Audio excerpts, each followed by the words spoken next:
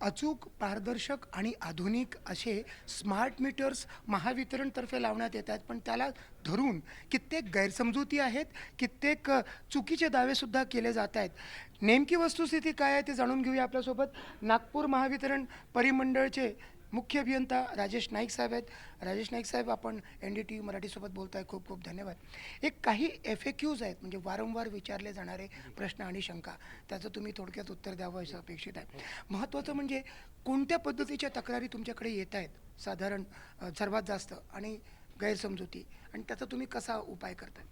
आमच्याकडे येणाऱ्या तक्रारी ज्या आहेत की आम्हाला बिल जास्त आलेलं आहे किंवा स्मार्ट मीटर लागल्यामुळे आमच्या बिलात वाढ झाली अशी शंका घेऊन येणारे जे आमचे ग्राहक आहेत ते येतात. त्याला बरं इमिजिएट आपण त्या दिवशी आमची टीम आमच्या ज्या ज्या विभागातली असेल त्या विभागातली टीम आपण पाठवून तिथे त्यांचं चेकिंग करून देऊन त्यांचं समाधान झाल्याच्या नंतर जे आहे त्यांना बिल बरोबर आहे, स्मार्ट मीटरवर आलेलं बिल जे आहे त्या रिडिंगनुसार आलेलं बिल जे आहे ते बरोबर आहे हे कळलं की त्या ग्राहकांचं समाधान झालं, तो स्वतःच त्या याच्यामध्ये जो आहे सॅटिस्फाईड होतो आहे. तर याचं जे टेस्टिंग करणारी लॅब आहे ती आपल्याकडे आहे, पूर्ण आधुनिक यंत्र आहेत. काय सांगाल तुम्ही जेव्हा टेस्टिंग केलं, किंवा आता समोर पण हे स्मार्ट आणि नॉन स्मार्ट मीटर्स आहेत, काय आढळलं? ह्याच्यामध्ये जे आहे तसे स्मार्ट मीटर जे आहेत किंवा आधीचे लागलेले मीटर हे सगळे कॅलिब्रेटेडच आहेत. परंतु आता आपल्याकडे येणारे नवीन मीटर जे आहेत ते सगळे टेस्ट होऊनच येतात. तरीही पण आपल्याला त्याच्यामध्ये आपल्याकडे लॅब अशी अवेलेबल आहे की त्या टेस्ट होऊन जरी आलेले मीटर असले तरी त्या 100पैकी 5 मीटर 10 मीटर आपण एक सॅम्पल म्हणून जो आहे तो आपण त्याला टेस्ट करतो आणि त्याच्यानंतरच जे तो पूर्ण जे काही मीटर्स लागणारे आहेत ते मीटर लावण्यासाठी आपण त्या एजन्सीला परवानगी देतो. आतापर्यंत तुमच्याकडे किती तक्रारी आल्या, त्यात किती तथ्य आढळलं, किंवा काय काय सांगा? 379 तक्रारी आपल्याकडे प्राप्त झाल्या. त्यापैकी 360 जे आहेत त्या लोकांची बिलं स्मार्ट मीटर लागल्यानंतरही जे ते बरोबर आहे असं पूर्ण सगळ्या दृष्टीने निष्पन्न झालेलं आहे. राहिलेल्या 19 तक्रारी ह्या काल आणि परवाच्या आहेत. त्याच्यामुळे त्याही तक्रारींवर आपण जे आहे निराकरण करणार आहोत. म्हणजे स्मार्ट मीटर लागल्यानंतर बिल वाढलं, ही जी एक तथाकथित समजूत आहे, त्याचं काय कसं निरसन झालं? नाही सर, तंतोतंत जे आहे रेकॉर्डिंग जे म्हणतो आपण आपल्या वापरानुसार जे जुन्या मीटरवर होत होतं तेही त्याच पद्धतीने नव्या मीटरवर तंतोतंत तेवढ्याच यांनी होणार आहे. त्याच्यामुळे हे जी आपल्या मनात येणारी एक संकल्पना असेल, एक चुकीचा भ्रम असेल की हा मीटर लागल्याच्या नंतर नवीन मीटर लागल्याच्या नंतर मला बिल वाढलं, हे जे आहे हे मुळी सत्य नाही आहे. रेकॉर्डिंग तेवढंच असणार आहे. सर, काही लोक सोशल मीडियावरती असं सुद्धा पसरवत आहेत की नवीन जे स्मार्ट मीटर आहे ते जर लावायचं असेल तर भरपूर पैसे मोजावे लागतात.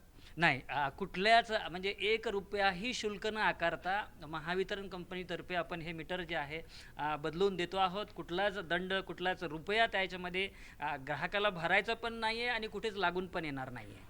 असाच आणखी एक मुद्दा म्हणजे सर, की ज्या पद्धतीनं समजा आपले पैसे संपले तर आपलं त्याच वेळेला बंद होईल असं म्हटलं जातं आहे, जेव्हा की हे सगळे पोस्टपेड आहेत. काय सांगाल?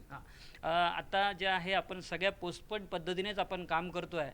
त्याच्यामुळे माझा रुपया संपला ही जी बाब येणार आहे ही प्रीपेडमध्ये येणार आहे. आता आपण प्रीपेड मोडमध्ये नाहीच आहे, आपण पोस्टपेडमध्येच आहे. त्याच्यामुळे आपल्याला मिळणारे 15 दिवस, मिळणारे 21 दिवस, जी काही आपल्याला ती दिवसा पैसे भरण्यासाठी मुदत आहे ती मिळणार आहे. आणि आपण पोस्टपेड पद्धतीने ज्या पद्धतीने आधीचं बिलिंग व्हायचं, जुनं मीटर असताना व्हायचं, त्याच पद्धतीने आता बिलिंग होणार आहे. म्हणजे पैसे देण्यासाठी वेळ मिळणार आहे पुरेसा? हो, त्या याच्यामध्ये त्याला वेळ दिला जाणार आहे. जसं आपण 15 दिवस जो आहे त्याच्यात कमर्शियल कन्झ्युमरला, 21 दिवस आपण रेसिडेन्शियल कन्झ्युमरला ती मुदत जी आहे ती देण्यात येणारच आहे. कित्येकदा असं होतं की मीटर रिडिंग करणारा माणूस येतो, पण त्यावेळेस तिथली माणसं घरी नसतात, घरी लॉक असतो. त्यावेळेस मग काहीतरी बिल च्या आकड्यामध्ये काहीतरी फेरफार होते, किंवा जे बिल येतं ते कॉमन असं सरासरी बिल येतं. या प्रकरणात काय होणार आहे? सर, आपण आता जे चांगला प्रश्न विचारला हा की घरी नसल्यानंतर बिल काहीतरी रिडिंग चुकण्याची किंवा चुकीने टाकण्याची शक्यता असू शकते. हेच दूर करण्यासाठी आपण स्मार्ट मीटर लावतो आहे, जेणेकरून तो घरी कन्झ्युमर असो की नसो, रिडिंग जे आहे त्याच्या त्या डेटला, त्याच्या त्या तारखेला ते सिस्टीमला पोहोचणार आहे. त्याच्यामुळे आपण हे जे म्हणतो आहे की स्मार्ट मीटर लावण्यामध्ये हा सुद्धा एक फायदा आहे की प्रत्येक ग्राहकाचं जे आहे अचूक रिडिंग त्याच तारखेला त्याच वेळेला पोहोचणार आहे. म्हणजे मीटर रिडिंगसाठी कोणी माणूस येणार नाही?